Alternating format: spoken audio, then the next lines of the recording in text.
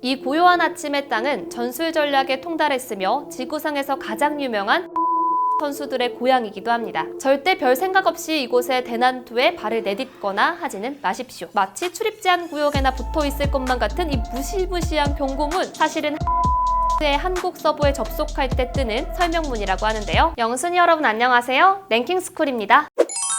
원통에 차례로 칼을 꽂다가 뿅! 하고 인형이 튀어나오면 마지막 사람이 벌칙자로 선정되는 룰렛 게임, 다들 한 번쯤 해보셨을 텐데요. 나만 안 걸리길 바라는 마음으로 조심스레 칼을 꽂다가 펑! 하고 튀어나오는 순간 깜짝 놀라는 동시에 절망을 외치게 되는 이 게임, 사실은 알고 보면 절망이 아닌 환호를 질러야 한다고 합니다. 왜냐하면 이 게임의 원래 룰이 해적을 튀어나오게 하는 사람이 승자인 게임이기 때문인데요. 제작사 측에서 설정한 초기 게임 스토리를 보면 통 아저씨를 찔러 죽이는 것이 아닌 통 안에 갇힌 해적을 도와서 탈출시킨다 라는 설정을 갖고 있었다는 사실을 발견할 수 있죠. 실제로 처음 출시했을 때만 해도 패키지에 떡하니 해적을 튀어나오게 하는 사람이 승리한다 라는 룰을 적어놓은 것도 볼 수 있는데요. 하지만 막상 게임을 이용하는 사람들 입장에서는 걸린 한 명에게 벌칙을 몰아주는 쪽이 실용성 있었던 것에 더해 칼을 원통에 찔러 넣는 방식 자체가 아무래도 구해주는 것으로는 도저히 보이지 않았던 탓에 게임이 첫 출시된 일본에서도 우리나라에서도 튀어나오게 만든 사람이 지는 룰로 인식이 굳어졌던 탓이었습니다. 이에 2011년부터는 아예 사람들의 실사용에 맞춰 룰을 완전히 뒤집은 새로운 패키지로 출시하고 있는 게임 제작사. 그런데 이렇게 전 세계 사람들이 애초에 목적과는 다르게 플레이해오고 있는 게임이 있는가 하면 유독 게임에 진심인 한국인들만 전혀 예상치 못한 방식으로 플레이해버린 게임들도 있다고 합니다. 오늘은 전 세계에서 오직 한국인들만 다르게 플레이한다는 게임 탑4에 대해서 알아볼게요. 4위, 데드 바이 데이라이트. 술래잡기를 공포 테마로 성공적으로 구현해냈다는 평을 듣고 있는 게임 데드 바이 데이라이트, 줄여서 데바데라고 불리는 이 게임은 여타 게임들과는 차별화되는 독특한 특징 하나를 갖고 있는데요. 그것은 바로 비슷한 피지컬의 상대가 1대1로 맞붙는 형식이 아닌 생존자 4명과 살인마 1명이 대결을 펼치는 구도로 게임이 진행된다는 점입니다. 말 그대로 4대1의 대결 특성상 살인마에게는 생존자들보다 현저히 빠른 속도가 부여될 수밖에 없었는데요. 따라서 생존자는 어떻게든 살인마를 피해 달아나면서 끝까지 생존해야 하는 것이 이 게임의 궁극적인 목적이었죠. 하지만 이렇게 조마조마한 공포게임이었던 데바데는 점차 고인물 한국 유저들에 의해 생존자들의 살인마 농락게임으로 변질되고 맙니다. 죽자 살자 피해 다녀도 모자랄 살인마를 쫓아다니기 시작한 것도 모자라 살인마의 공격 따위는 무빙으로 가볍게 피해버리거나 손전등으로 살인마에게 눈뽕을 먹여버리고 탈출을 코앞에 두고 출구에서 나가지 않고 살인마를 농락하는 등 생존마 게임으로 전락해버린 것인데요. 그야말로 살인마를 피해 달아난다는 게임의 근간까지 뒤흔들어버린 한국인들의 플레이였지만 이때까지도 게임 개발사 측에서는 생존자와 살인마 간의 밸런스에 문제가 없다라며 여유로운 태도를 취했다고 합니다. 2017년 게임 개발자인 매튜가 한국 유저들과 대결을 진행하기 전까지만 해도 말이죠. 당시 방한일 기념해 한국인 유저 4명과 이벤트성 매치를 진행한 매튜는 게임이 시작된 지 1분도 채 지나지 않아 한국 유저들의 무빙 스킬, 눈뽕 스킬을 맞으며 멘탈이 무너지기 시작한 것은 물론 결과적으로 4명의 생존자가 전원 탈출에 성공하며 씁쓸한 패배를 맛보고 말았는데요. 그제서야 개발사로 돌아가자마자 부랴부랴 손전등을 너프시키고 자신이 플레이했던 살인마를 버프시키는 등 밸런스 패치를 진행한 매튜. 이런 게임 플레이가 오직 우리나라에만 존재하는 유일무이한 플레이였다는 점도 놀랍지만 게임 개발자마저 공포에 떨게 만든 한국인 유저들의 실력이 더 놀랍게 느껴지는 것 같습니다. 3위, 동물의 숲. 아무도 없는 무인도를 천천히 꾸며나가면서 여유로운 플레이를 즐기기만 하면 되는 게임 동물의 숲. 힐링 게임이라는 타이틀답게 유저들은 동물들이 살고 있는 숲속의 마을에 합류해 살면서 산책하고 채집도 하고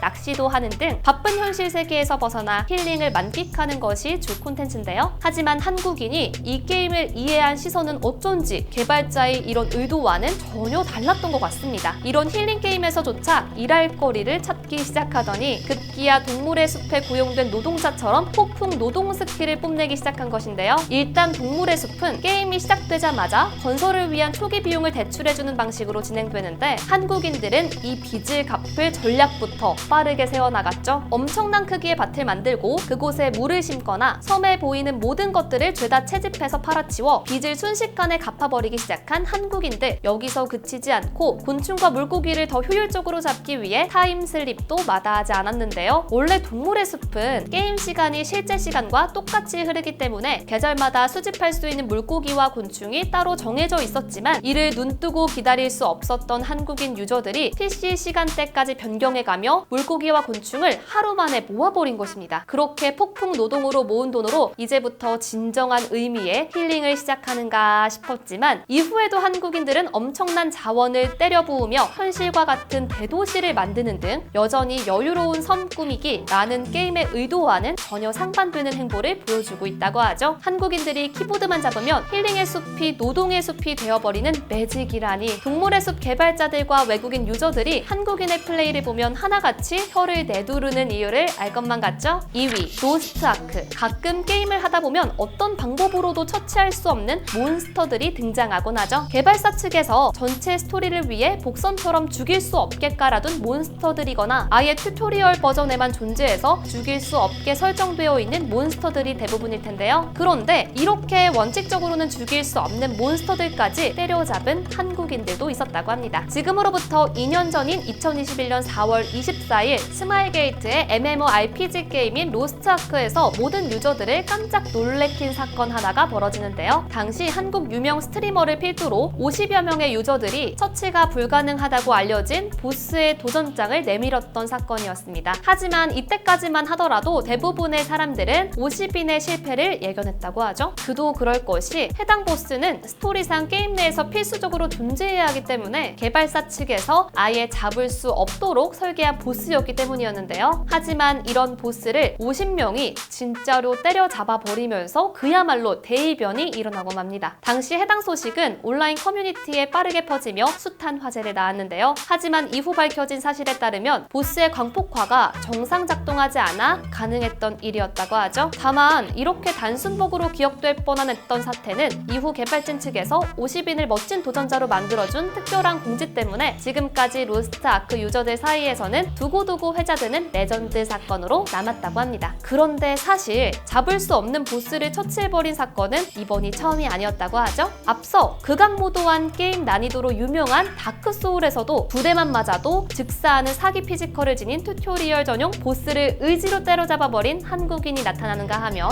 다른 게임 블레이드 앤 소울에서도 이와 비슷한 전적이 있었다고 하니 불가능에 끊임없이 도전하는 한국인들의 도전 정신이야말로 전 세계에서 유일하게 다르게 게임을 플레이할 수 있는 원동력이 아닐까 싶습니다. 1위, 디아블로. 위의 순위들에서 살펴봤듯 한국인들의 남다른 게임 DNA는 이미 전 세계적으로 유명하죠. 그리고 그런 한국인들의 전설적인 실력을 보여주는 한 일화는 아직도 전해지고 있는데요. 절대로 쉽게 깰 수 없을 것이다 라고 못 박은 개발팀의 발언에서부터 엄청난 준비를 쏟아부은 게임임을 단박에 알 수 있었던 디아블로3가 1위의 주인공입니다. 당시 개발사 블리자드에서 노멀 난이도를 클리어하는 데만 해도 몇 개월은 걸릴 것이라고 호언장담했던 이 게임은 한 한국인 유저에 의해 6시간 만에 첫 보스가 킬당하고 마는데요. 당시 서버 오픈 약 6시간이 지난 오전 6시 25분 최종 보스인 디아블로가 쓰러진 스크린샷이 커뮤니티 게시판에 올라오면서 전 세계인들이 경악을 금치 못했다고 하죠. 심지어 당시 시차 때문에 아시아 서버를 5시간 일찍 오픈하는 바람에 일부 지역에서는 게임을 시작도 해보기도 전에 보스 사망 소식을 먼저 접하게 되었는데요. 더 충격적인 소식은 여기서 끝이 아니었습니다. 노멀 다음 난이도인 나이트 디아블로까지 단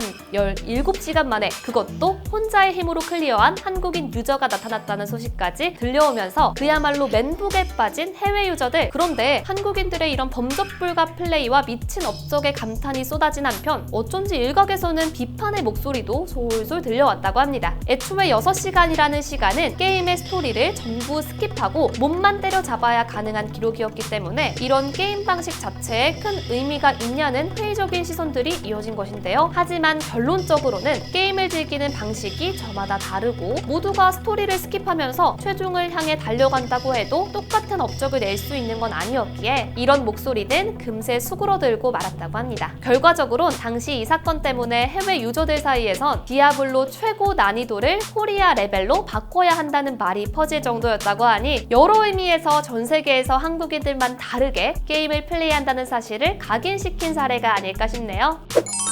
이 고요한 아침의 땅은 전술 전략에 통달했으며 지구상에서 가장 유명한 선수들의 고향이기도 합니다. 절대 별 생각 없이 이곳에 대난투에 발을 내딛거나 하지는 마십시오. 마치 출입 제한 구역에나 붙어 있을 것만 같은 이 무시무시한 경고문, 사실은 한국인의 민속놀이라는 말이 생길 정도로 유명한 국민 게임 스타크래프트의 한국 서버에 접속할 때 뜨는 설명문이라고 하는데요. 세계 대회를 휩쓸면서 한국인은 게임을 잘한다라는 인식을 심어준 것도 사실은 이 스타크래프트 때문이라고 해도 과언이 아니죠. 프로 선수, 일반인 한 것 없이 한국인들이 워낙 스타크래프트에 진심이었던 탓에 초창기에는 한국인들과 해외 유저들 간의 실력 차가 너무 커서 제대로 게임을 즐길 수 없다는 원송이 자주 터져나오곤 했었는데요. 이에 골머리를 앓던 개발사가 아예 아시아에서 한국 서버만 따로 분리해버리면서 이런 살벌한 경고문을 부착하게 되었던 것이었습니다. 이렇게 오늘 살펴봤던 모든 사례들을 쭉 모아놓고 보니 한국인의 남다른 플레이는 다름 아닌 한국인들이 게임에 너무 진심이었기 때문에 벌어진 해프닝이라고 봐도 무리는 없을 것 같은데요. 이 영상을 시청하시는 영순이분들 중에서도 남들과 다르게 플레이하는 나만의 게임이 하나쯤은 있다면 댓글로 공유해주시면 좋을 것 같습니다. 지금까지 랭킹스쿨이었습니다. 감사합니다.